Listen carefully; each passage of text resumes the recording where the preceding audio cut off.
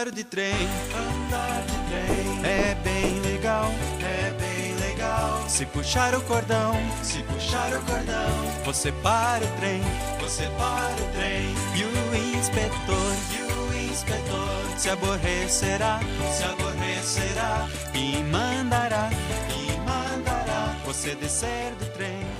Muito bom dia, muito boa tarde, muito boa noite. Sejam bem-vindos a mais um episódio desse maravilhoso podcast, o PodClan, mais conhecido como o melhor podcast que há nesse mundo. Do mundo. Sou o Pedro, tô aqui com o Vini. Bom dia, mundo, tudo bem? Hoje é um episódio majestoso, eu diria. Majestoso? Porque a gente não tá com qualquer pessoa. A gente tá com o enorme, gigante, grande chefe Mestre W, também conhecido como Mestre Everton. Tudo bom, chefe? Tudo bem, gente? Olá, tudo bem?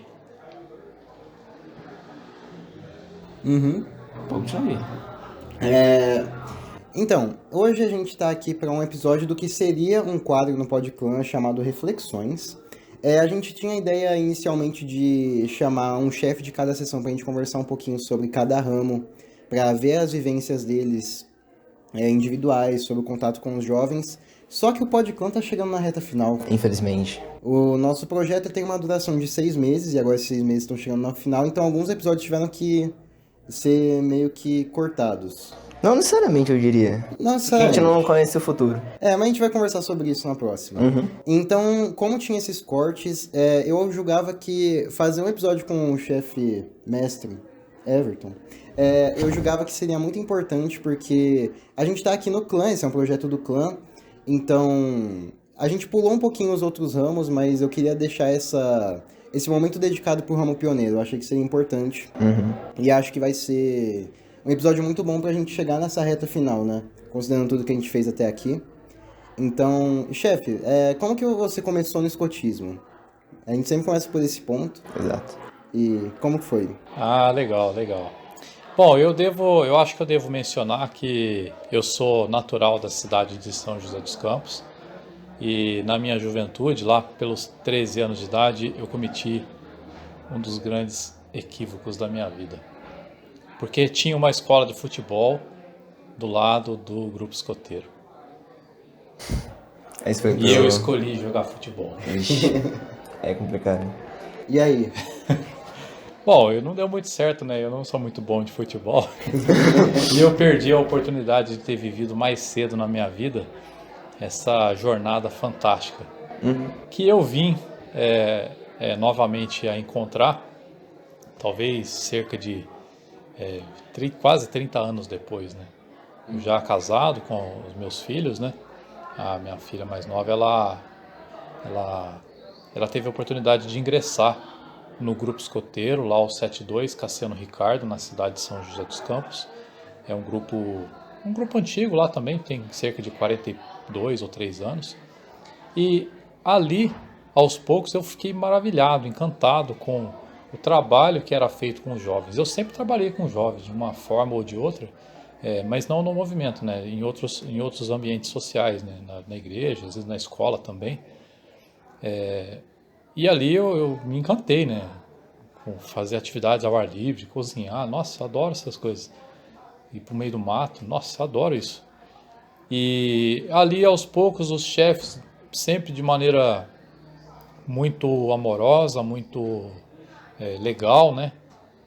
Foram acolhendo, foram ensinando, passando os ensinamentos, os fundamentos, por que eles estavam lá, por que eles gastam a vida deles, porque a gente gasta a nossa vida aqui, né?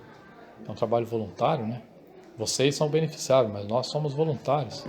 E aí eu fui me encantando com aquilo, falei, nossa, esse negócio é legal, hein? Me preenche, né?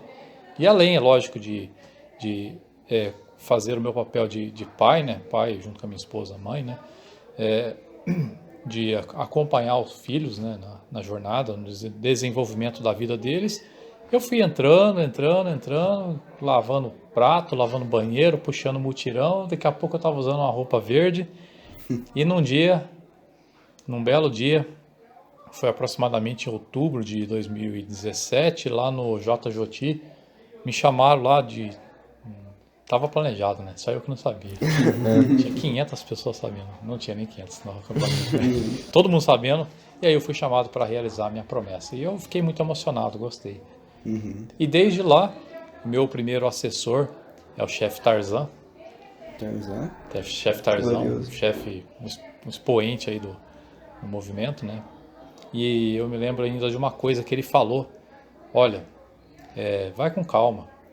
Vá deliciando cada dia, Não queira sair fazendo todos os cursos e vivendo tudo de uma vez só, porque senão você vai abandonar sua família em casa e vai ficar muito tempo aqui, vai se cansar e isso talvez fará você desistir, cansar, sei lá. Vai com calma, você tem tempo. E esse tempo já tem durado cerca de 5, está indo para 6 anos. Caramba, é um tempo. É um tempo.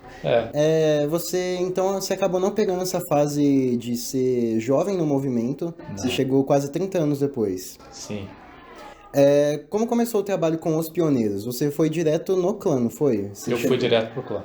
E como que foi esse processo? Por que você se identificou mais com esse ramo? Eu sempre trabalhei na igreja com um grupo de crisma, né?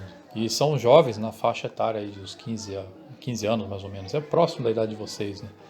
E quando eu entrei na faculdade, eu me envolvia com competições estudantis, né? De fazer coisas de engenharia, né? E teve um trabalho que eu fiz que eu achei muito legal. Eu fui fazer faculdade um pouco mais tarde, né? Eu entrei na faculdade já com uns 28 anos, né, de idade, né?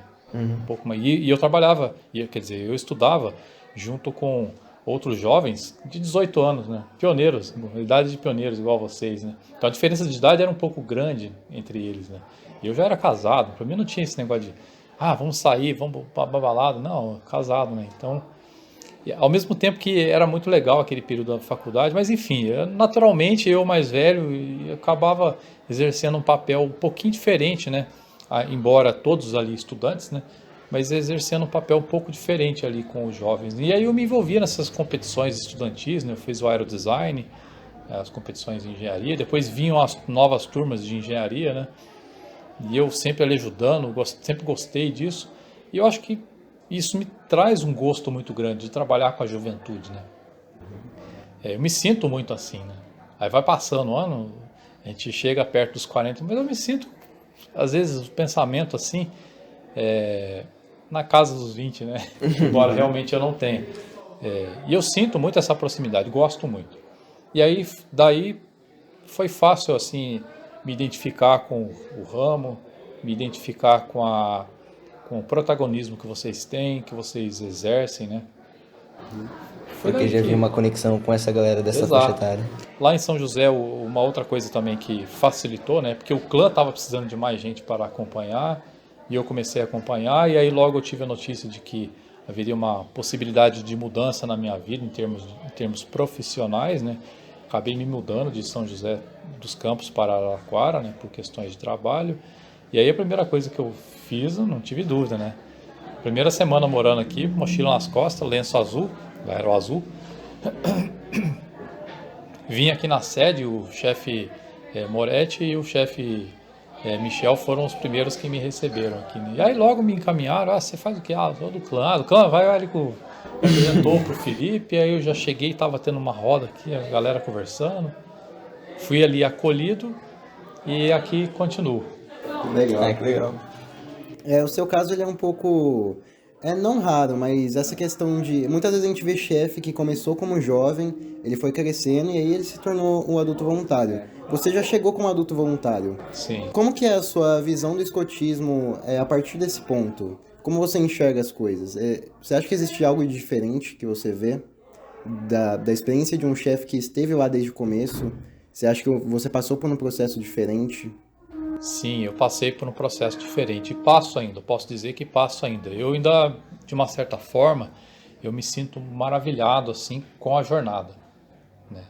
Eu não fui lobinho, não fui escoteiro, não fui sênior, nem pioneiro, mas em alguns aspectos, né, talvez menos intensos, né, ao longo da vida, a nossa jornada de desenvolvimento puxa a gente para fazer essas coisas que nos promovam o desenvolvimento, né?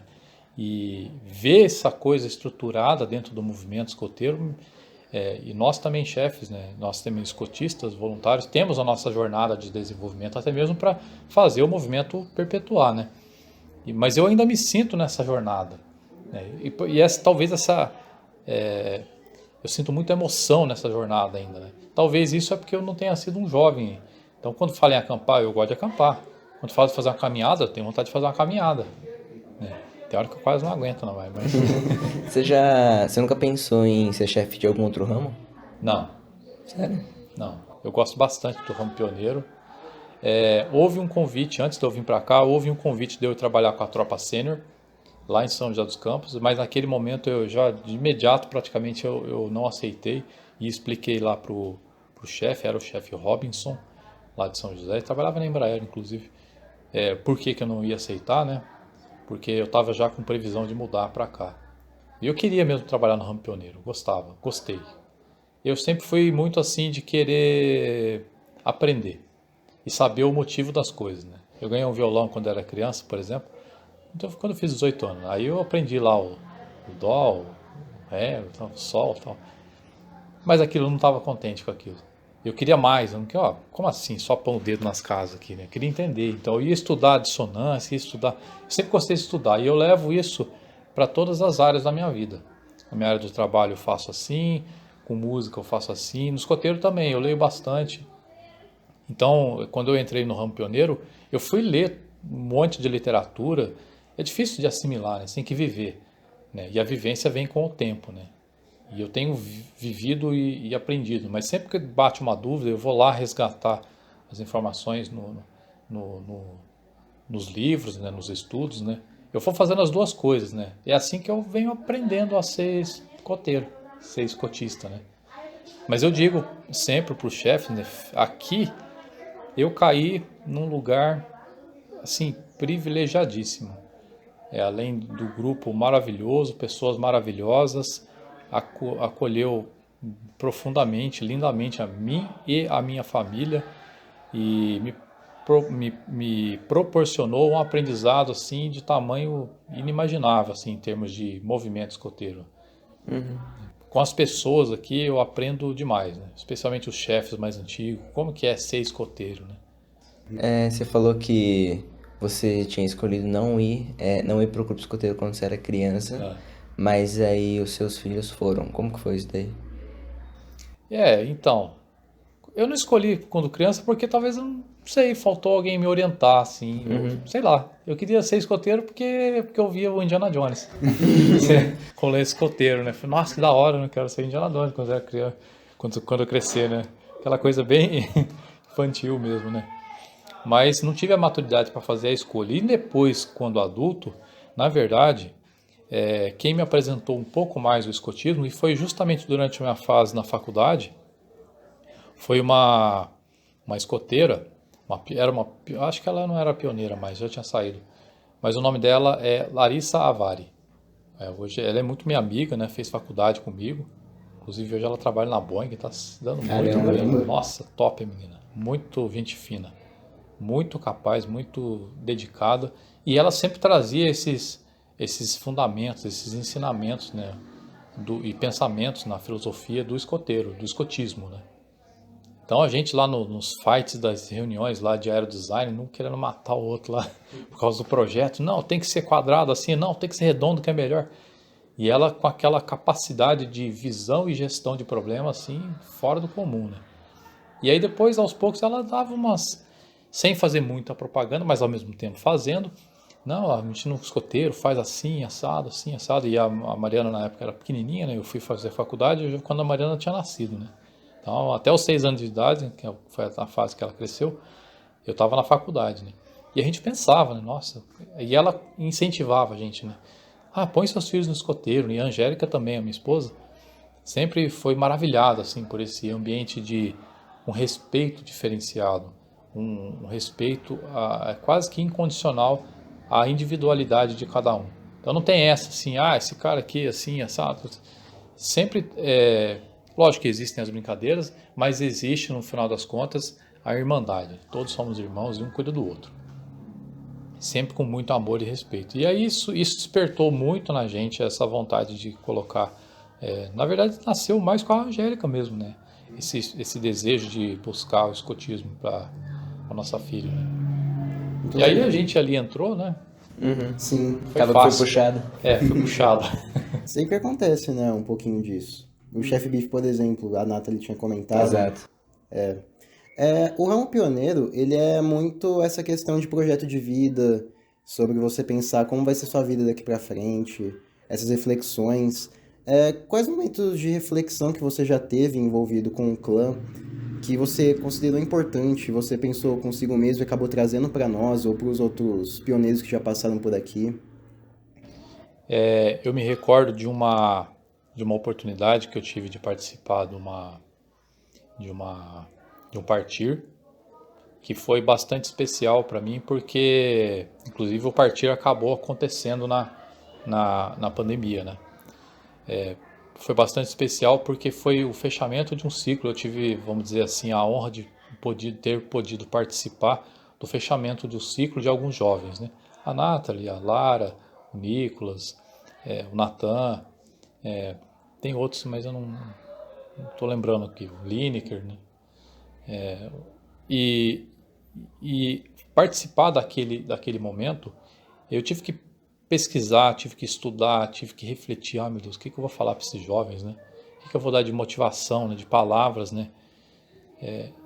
Eu achei que foi de profundo crescimento para mim, e eu estava numa fase de vida onde eu estava assim, à flor da pele, sabe? Os sentimentos à flor da pele, né? Meu pai havia falecido há um certo tempo, ou estava doente, não lembro se foi antes ou depois, né? Quando a gente se mudou para cá, eu tive um acidente de carro, né? Isso mexeu muito comigo, com a minha família, né? Ninguém se feriu gravemente, né? Mas o psicológico da gente muda, né? E isso fez eu ficar, não só a mim, mas como também a minha esposa e a minha família, ficar assim com os sentimentos à flor da pele, né? E muito mais sensível. Parei de ter vergonha de chorar, Cara, a vida é um sopro. A vida é um sopro, a vida é muito bela. Então a gente não tem que ter vergonha de chorar, não tem que ter vergonha de falar que gosta de tal assunto ou de tal outro assunto, que gosta de ajudar, sabe? Que a gente tem irmãos. Então ter vivido essa experiência lá naquele momento do partir, e o partir é partir, né? Já carrega um pouco assim daquele fechamento de ciclo, né? Todo aquele peso do fechamento de ciclo. Foi muito interessante. Mas tem outros também. Especialmente os momentos de fogo de conselho. Sim. Isso do partir eu acho legal também, porque a primeira vez que eu ouvi o Dando termo... spoiler aqui, sacanagem. A gente não sabe muito ainda também, melhor ficar assim. Mas a primeira vez que eu ouvi sobre o termo, eu acho interessante, porque a gente fica esse ramo inteiro no servir, e aí chega a hora do partir. Tipo, é uma combinação interessante. Mas o servir vai longe. Sim. Ainda tem tempo. Servir vai tempo. Além do partir. Sim. Reflexões. Desse tempo, então, que você tá com o clã, tem mais algumas histórias que você viveu que você acha marcante, que você te deixou reflexivo sobre?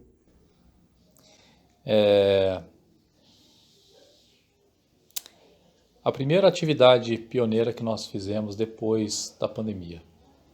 Aquela atividade, naquele momento lá do fechamento daquela atividade que foi ali em São Carlos, onde o chefe Fabinho, que era uma atividade do ramo sênior, né? Vocês estavam com a gente. Estavam, né? Ah, sim. Era uma atividade do ramo sênior, que o clã também foi para fazer a desenvolvimento de atividade distrital deles, né? E aquele momento foi muito especial.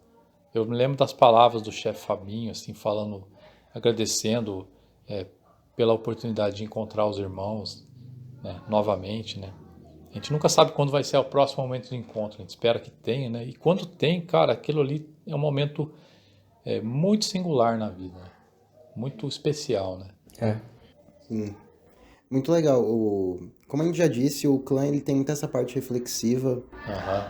E como você acha que é essa parte de passar conhecimentos de experiência que você já passou, muita coisa que você aprendeu de errado no meio do caminho, inclusive é o papel do mestre, né? Porque você já viveu muita coisa, você sabe mais ou menos a direção do que pode dar certo ou pode dar um pouco mais errado, e você passa isso para nós. Como você vê isso, mais ou menos? Eu tive um professor na faculdade que uma vez ele fez uma reflexão com a gente e ele falou assim: minha vida vale mais que a vida de vocês agora. Aí naquele momento eu achei meio estranho, nossa, que frase estranha, né?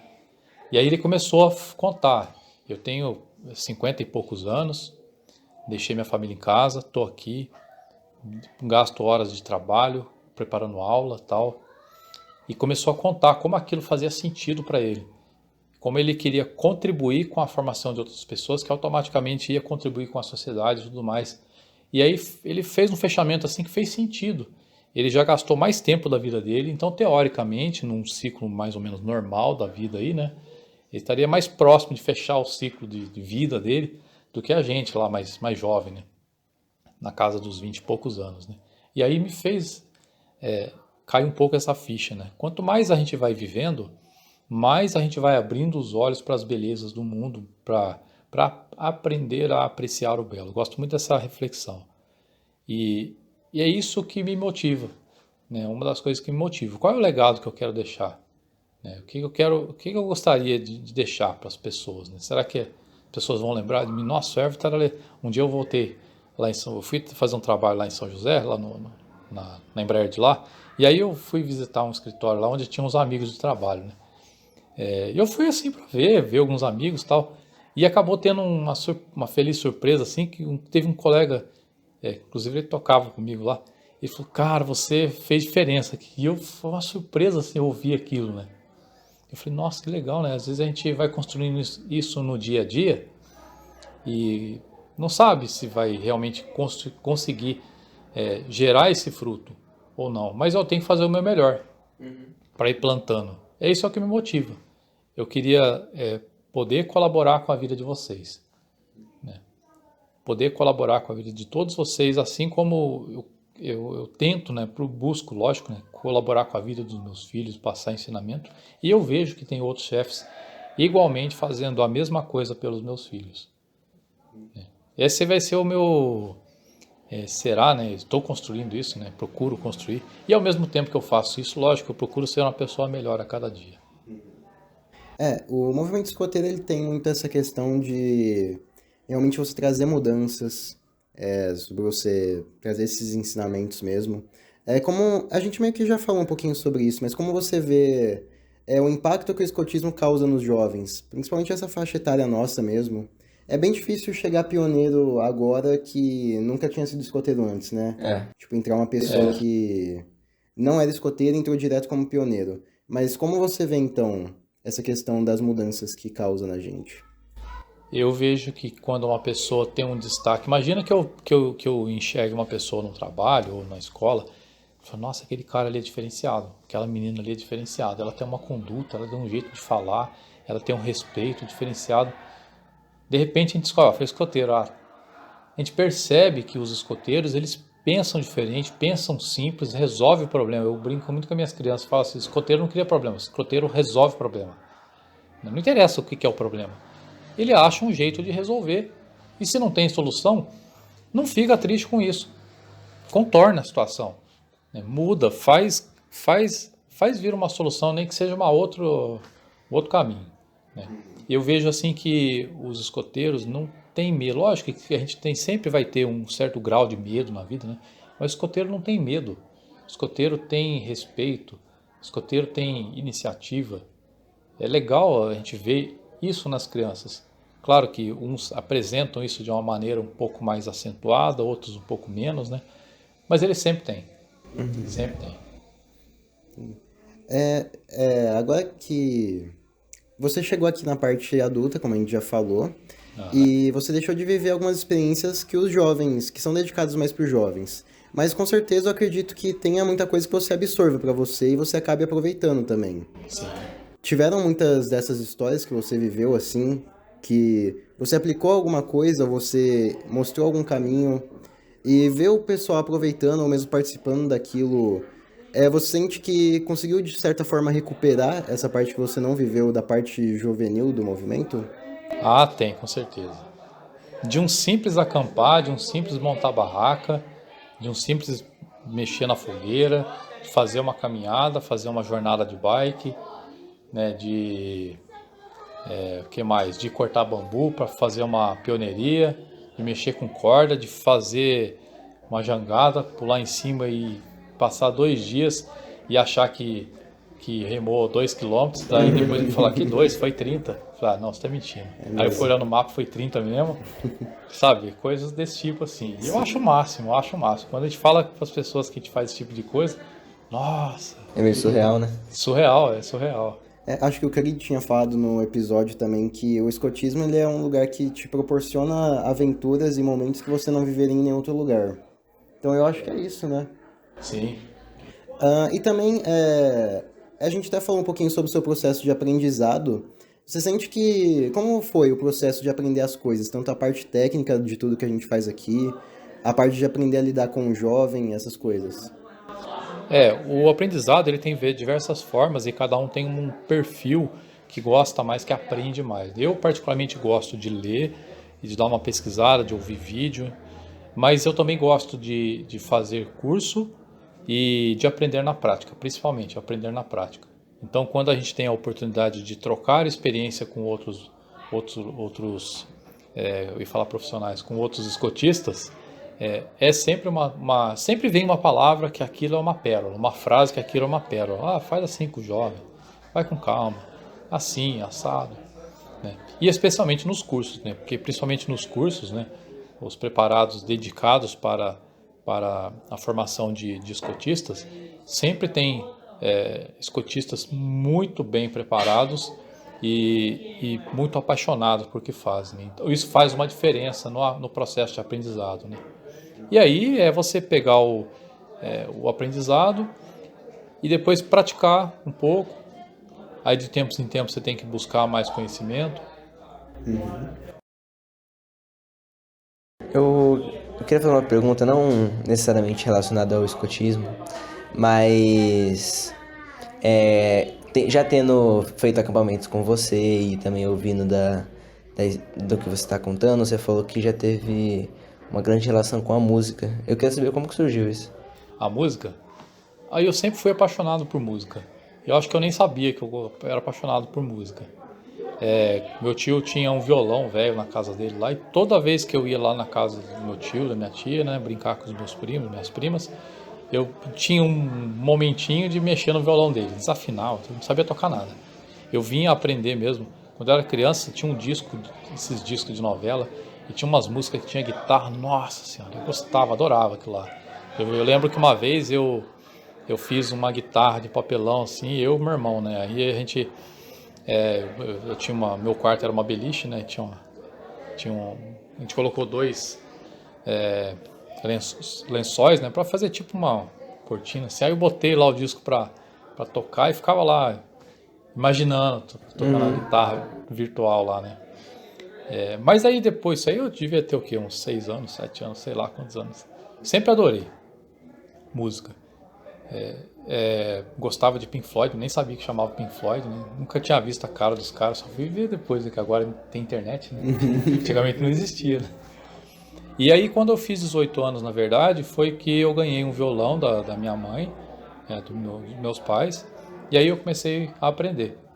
Mas aí, como eu mencionei, eu queria entender mais de teoria, e aí um tempo depois eu ganhei uma guitarra, né? Comprei uma guitarra, meu pai deu uma parte também, então eu ganhei uma parte da guitarra. O pai ganhou uma parte, meu pai pagou outra. E aí eu comecei a estudar, a fazer aula, queria fazer solo, mas aí não tocava nada. Tocava nada. Até que anos depois, assim, já no trabalho, e aí eu sempre toquei na igreja também, né? Depois que eu comecei a tocar na igreja, né? Sempre ajudar. Mas aí eu também sempre gostei de rock, né? Aí depois de, sei lá, anos aí, quase 10 anos, 15 anos, encontrei uns amigos do trabalho que gostavam de tocar, e aí eu ia no estúdio, me preparava, levava cifra, um monte de coisa. E lá não saía nada. Cara, chegou um dia e falei, que se dane, vamos tocar? Vamos. Levei só a guitarra. Que música vamos tocar? Não sabia de nada, E aí eu comecei a me soltar, falei, nossa, que negócio legal, né? E aí eu fui percebendo que a música, lógico, tem a parcela de estudo e treino, né? O treino te dá a destreza mecânica que o seu corpo precisa para... E o conhecimento, pra você saber o que você tem que fazer também, né? Mas também vem muito de sentimento, né? Vem de você buscar aquele som, de você se divertir naquele momento com seus amigos. E assim eu procuro fazer até hoje. Ah, que legal. Esse foi o meu processo aí com a música. Teve uma época que eu queria ser músico profissional, né? Cheguei a fazer inscrição para a faculdade de música lá em Pindamonhangaba, né? Mas A de mesma tocar de faculdade banda? Oi? De tocar em banda, essas coisas? Eu queria ser músico profissional, de tocar em banda, eu queria ser guitarrista, né?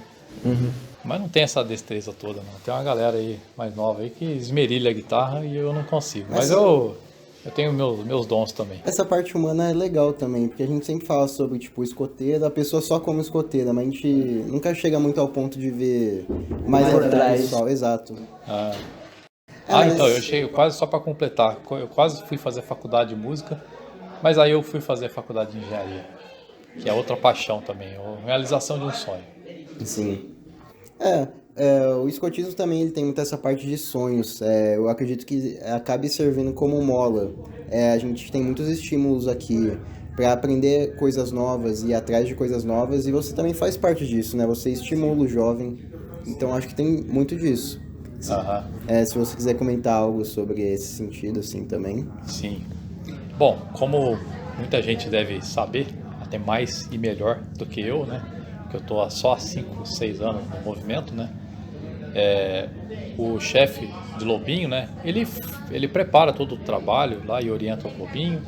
O chefe escoteiro, ele prepara muita coisa também e ele ensina ao Lobinho, os escoteiros, e eles vivem uma aventura.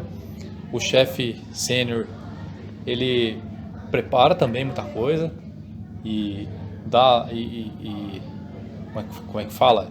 Proporciona os desafios lá para o ramo sênior. E no ramo pioneiro existe a famosa nós somos escotistas também, né? Mas existe tradicionalmente essa questão dos mestres, né? O que particularmente eu acho que faz cair sobre nós um tremendo peso, né? Mas eu entendo o propósito. O propósito é assim, nosso propósito é provocar, é direcionar.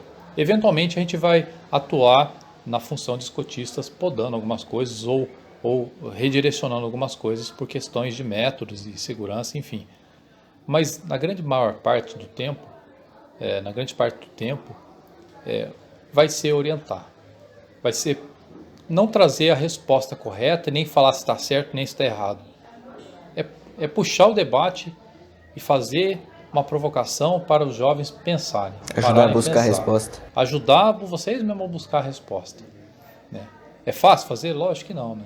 Que experiência de vida eu tenho, assim, né? Talvez eu fosse pensar assim, eu ia viver uns 40 anos, a hora que eu tiver uns 70, talvez eu tenha um nível de conhecimento que eu possa partilhar, né? Aí traz outra reflexão, né? A gente nunca vai estar preparado 100% para os desafios que aparecem na vida, né? A gente sempre vai estar sendo desafiado um pouco antes, né? E talvez isso faça a gente realmente sair da zona de conforto, né? Filosofando agora, né? Talvez isso realmente faça a gente sair da zona de conforto e talvez isso faça a gente crescer, porque senão a gente também não cresce, né? É sempre importante a gente, por mais que muitas vezes tenha essa questão da zona de conforto, de você ter medo de explorar algo novo, mas muitas vezes quando você sai dessa zona de conforto e encontra um ambiente novo, você percebe que às vezes era justamente isso que você precisava para crescer. Então, acho que tem muito disso. Sim, sim. Chefe, agora a gente vai chegando aqui mais para a reta final do episódio. Você tem alguma reflexão final que você gostaria de trazer pro pessoal do clã? Uma mensagem para quem está assistindo. Alguma mensagem? Uma mensagem. Olha, eu acho que as pessoas têm mais chance de viver uma vida feliz quanto mais cedo na vida elas aprendem a apreciar o belo, a apreciar as boas e simples coisas da vida, né? E quando eu falo apreciar as coisas boas da vida, não é apreciar, nossa, eu conquistei um negócio fantástico, eu ganhei um carro. Não, você está passeando na praça e vê uma flor e talvez lá tirar uma foto da flor, né? Isso pode ser tão emocionante quanto ganhar um carro. Ganhar um carro foi um exemplo, meio bobo até. E eu acho que quando a gente aprende a fazer isso, aprende a não ter vergonha de que a gente a falar bom dia.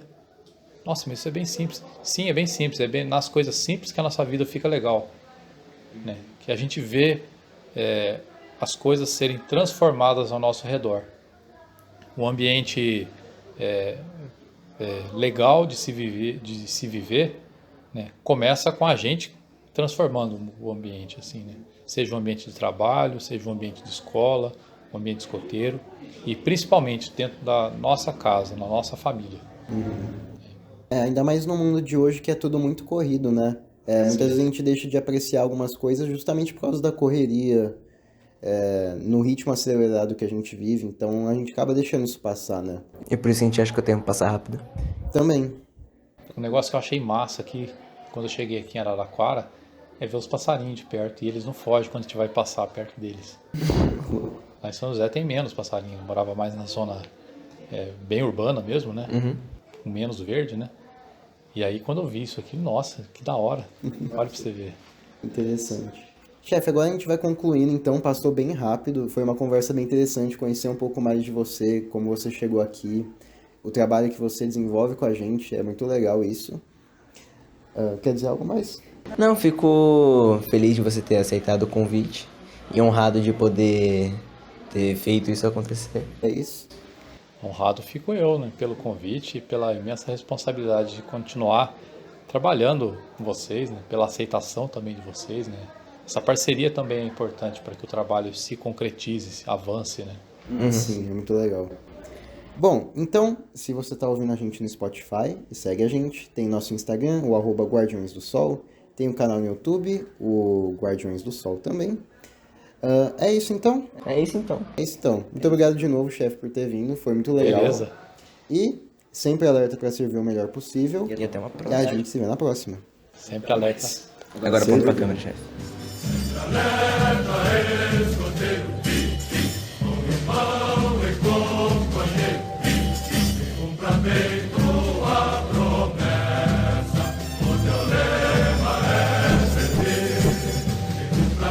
Pra